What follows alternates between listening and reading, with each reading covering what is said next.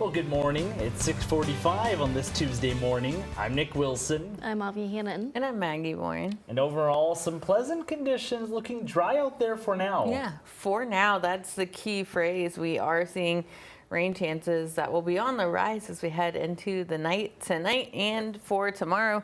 Not looking at rain chances for the day today, but those really spike up for Wednesday and for Thursday. Starting to taper off Friday and into our Saturday, but might still have some showers around for that Friday night football action. The good news, though, even with some heavy rain expected, those river levels still in good shape, still well below even that action stage, both upstream and further downstream. So even with that rain, not expecting a whole lot of flooding, but still could see some water rises in those more low-lying areas. Keep in mind, 6 inches of water can sweep a person away. A foot of water can sweep a car, SUV away. Just 18 inches of water, a large vehicle can be swept away. So make sure if you see any of that flooding the next several days, remember to turn around, don't drown. I'll have another check of that rain and timing of that rain coming up. Well, another ramp closure is on the way for the interchange between Gordon Drive and South Lewis Boulevard. According to the Iowa DOT, the exit ramp from eastbound Gordon Drive to southbound South Lewis Boulevard is expected to be closed for bridge maintenance work beginning today. During the closure, traffic will be directed to use the Transit Avenue Cunningham Drive exit as an alternate route. The good news, the closure is only expected to last one day. And new figures show American parents are increasingly skeptical of vaccines, with a growing number choosing to skip or delay recommended vaccinations. ABC's Morgan Norwood has reveals details. just how many parents are now choosing not to vaccinate their children. The Washington Post finding 1 in 6 parents have either delayed or skipped some of the standard vaccines for their kids. The survey finding 9% of parents now say they've opted out of the MMR vaccine, which protects against the measles, mumps, and rubella. That creates these unfortunate gaps in immunization coverage, which we know can leave kids vulnerable and possibly cause an outbreak if we don't have that protection. A recent poll found certain vaccination rates of kindergartners dropping in the years since the pandemic, falling below the level experts typically recommend to protect communities from disease transmission. The country this year experienced its worst measles outbreak in more than 30 years, resulting in 3 deaths. Parents who skipped the vaccine cited concerns about side effects, a lack of trust in safety, and a belief that not all recommended vaccines are necessary. We see that misinformation is still an issue. And this shows us that we still need to do some education when it comes to the schedule and why kids are getting the shots that they are when they are. The data shows while most parents view childhood vaccines as safe and important, they're less confident in the flu and COVID shots. Health Secretary Robert F. Kennedy Jr. continues to question the safety of some vaccines. Just yesterday, he appointed 5 new members to the CDC's Advisory Committee, a panel responsible for making vaccine recommendations. Some of the new members have previously been skeptical of vaccines. And that panel meets this week to discuss vaccines for COVID and other diseases. As for that new poll, it found that the parents most likely to opt out of child vaccines were Republicans, younger parents, and those who homeschool their children. Morgan Norwood, ABC News, New York. Meanwhile, the latest USDA crop progress report indicates the harvest has officially begun in 2 of the 3 Siouxland states. Iowa and Nebraska both reported 3% of the corn crop has been harvested as of Sunday, September 14th, while 1% of Iowa's soybean harvest has been completed. In the meantime, crop conditions are staying pretty consistent. In Iowa, 79% of corn and 75% of soybeans are rated good or excellent. In Nebraska, 78% of corn and soybeans are included in those categories. And in South Dakota, the numbers are 72% for both corn and soybeans. Meanwhile, if you have a number 9 birthday coming up, KCAU-9 would love to help you celebrate. That's right. Each week we're celebrating the 9s right here on Good Day Siouxland. If you or a loved one is turning 9, 99, or any 9 in between, we want to hear about it. Every Thursday morning we share our list of birthday shoutouts, and one lucky person will take home a birthday gift from one of our sponsors. So if you'd like to be featured, go to SiouxlandProud.com and click on Celebrating the Nines under the Contest tab to enter by Tuesdays at noon. And now it's time we meet today's Stray of the Day. Every day we share a pet picked up by Sioux City Animal Adoption and Rescue who's waiting to go home. That's right, and this is Nutmeg, a 9 to 12-month-old female long-haired black cat. She was found on the 800 block of 18th Street, and the rescue says she's a gentle cat who loves to have her coat brushed and loves to chase laser pointers. She gets along well with people and other cats.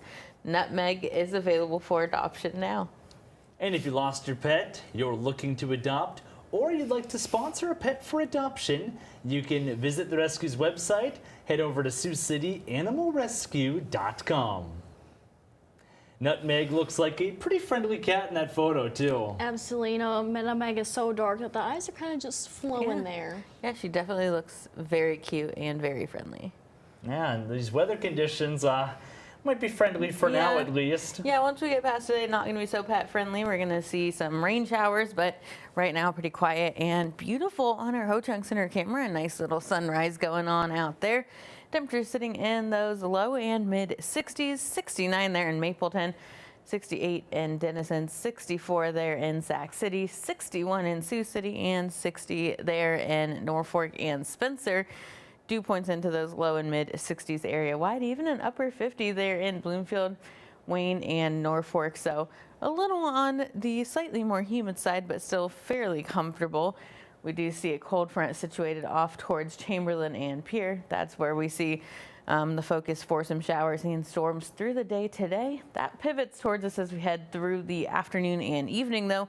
So we start to see some clouds on the increase, maybe a stray shower or storm popping up, and any of those stray showers or storms may be on the stronger to severe side tonight through western and northwestern Siouxland. That severe threat winds down as we start to see more showers and storms pushing in. There's that marginal risk of severe weather, including Bloomfield and the Yankton areas up into southeast South Dakota. Continue to see those showers pushing through our Wednesday afternoon and into the evening hours, continuing with some moderate to heavy pockets of rain, some lulls in activity from time to time. So it's going to come in waves. It's not going to be all at once. Not all of us will see rain at the same time, but we will all see rain. Generally, at least 3/4 of an inch or so, upwards of an inch to an inch and a half of rain just tomorrow through Thursday morning. For today, though, 88 degrees, mostly sunny and warmer. Those clouds on the increase through the afternoon. Shower and storm chances Wednesday and Thursday. Those best chances of the shower and storm activity carrying over into our Friday. Might see some damper conditions for that Friday night football action, and then we see some clearing and drying conditions as we head into the first day of fall next Monday and the first days of fall back into those mid and upper 70s for us, Avia. Well, thank you, Maggie. And we turn to sports where the college football season is heating up. Alexander Huddleston has the highlights right here in your morning sports wrap. Good morning, Siouxland. South Dakota Coyotes claimed their first win of the season on Saturday against Northern Colorado, winning 24-17 in overtime. But that was not without the help of running back L.J. Phillips Jr. Phillips was named the FCS National Office Player of the Week after an astronomical showing on Saturday. In his first career start ever, the Wichita kid put up Madden numbers. Phillips carried the rock 35 times, picking up 301 yards and 2 touchdowns. That 301 is the second most a Coyote has ever rushed in a game. Now, Phillips and the Coyotes will host Drake on Saturday. And over the weekend, 3 members of the GPAC were inducted into the NAIA Hall of Fame. One of the most notable was former Northwestern basketball coach Chris Corver. Corver spent 25 years with the Red Raiders, compiling 574 wins, 19 NAIA tournament appearances, with 2 of those leaving with a trophy. Along with that, Corver's tenure earned the school 6 GPAC tournament titles. Over the years under Corver, 49 players earned All-American honors, and they even saw 1 NAIA Player of the Year. But Corver was not the only Red Raider inducted. Becca Hurley was a 3-time All-American and was even named the National Player of the Year her senior season. Hurley set a school record for most steals in the season with 102, which puts her in second for career steals with the program. And that wraps up our sports. Y'all have a great day, Siouxland. Now let's take a look at this morning's top stories. What you need to know before you go. The Sioux City Community School Board was expected to hold a special closed-door meeting, but the closed-door session never happened.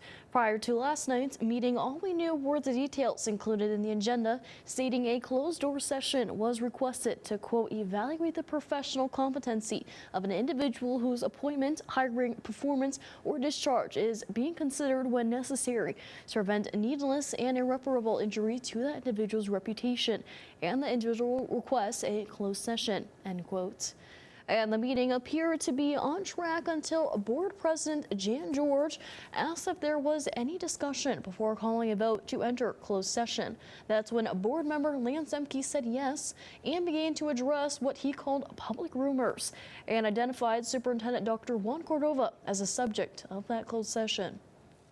If this is about what I think it's about, my concern is that if the community has a whole bunch of rumors out there, some of them are really slanderous to an individual's character.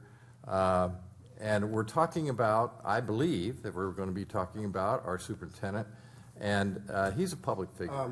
And I am urging everyone to vote no for the closed session. You just violated his rights. School Board President George called for a vote to enter closed session. Board members voted 4-3, falling short of the 2/3 support required. The meeting was adjourned roughly 9.5 minutes after it started. KCAU-9 will continue to follow this story as it develops. Elsewhere in the metro, changes could be on the way for electronic billboards in Sioux City. Sioux City City Council is moving forward with proposed changes to city code concerning that form of advertising. Mayor Bob Scott says he's concerned about the billboard's potential to distract drivers, leading to possible traffic accidents. These great big electronic billboards are popping up all over, and they look out of character in some of the corridors that these guys are putting them in. We've got to somehow control these so that they're not blocking other signs and not blocking buildings and not becoming so large that they're a distraction to people driving down the road even. In other business, the council also voted to endorse the goals of the National Fitness Campaign in partnership with the Siouxland Historical Railroad Association. And North Sioux City Commissioners received the latest update on the possible acquisition of properties impacted by last year's historic flooding. State Administrator Jeff Dooley told the commission the city had received the last set of appraisals. However, the Community Development Block Grant Disaster Recovery Action Plan submitted by South Dakota to the U.S. Department of Housing and Urban Development is still under review. The federal agency must approve that document before funding can be secured. The original September 1st deadline for that discussion has been pushed back to October 1st.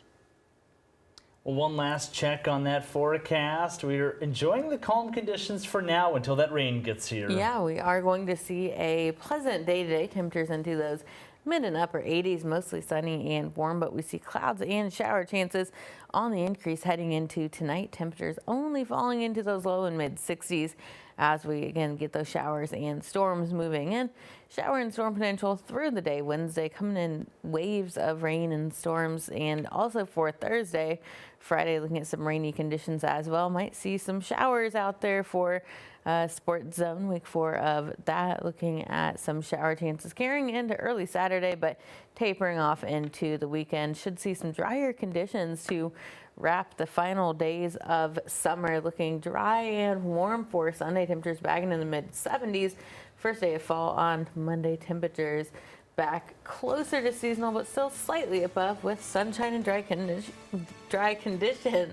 Yeah, quite a rainy stretch, but start of fall's looking good. Yes, I'm looking forward to the cooler temperatures. Thanks for watching.